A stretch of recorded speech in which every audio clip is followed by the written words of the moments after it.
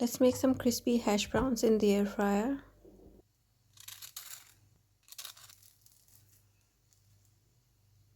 So I've taken some boiling water. I don't have Russell potatoes, so I'm just using these normal potatoes. So I've taken 2 big potatoes, peeled them and cut them in big pieces.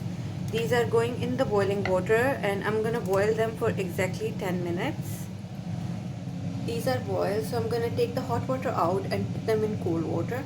Now I'm gonna leave these in cold water for a few minutes before I can grate them. Potatoes have cooled down completely. I'm gonna take a grater and grate them. All done. I'm gonna add 1 egg, a tablespoon of cornstarch, white pepper, onion powder, garlic powder, optional, but I just want to add some parsley in. Now mix everything.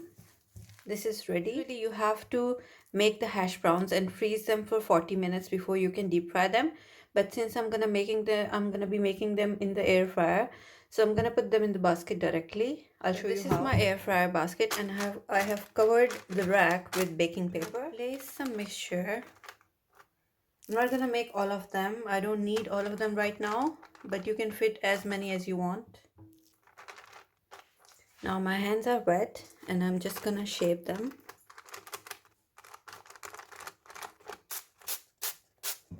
Now I'm gonna put these in the air fryer, 200 degrees Celsius for maybe 10 to 12 minutes until they're golden and crispy.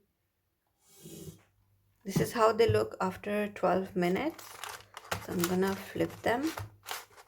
Now I'll spray them again on this side. I'm gonna put these in the air fryer for another 10 minutes until they are golden from this side as well. These are ready.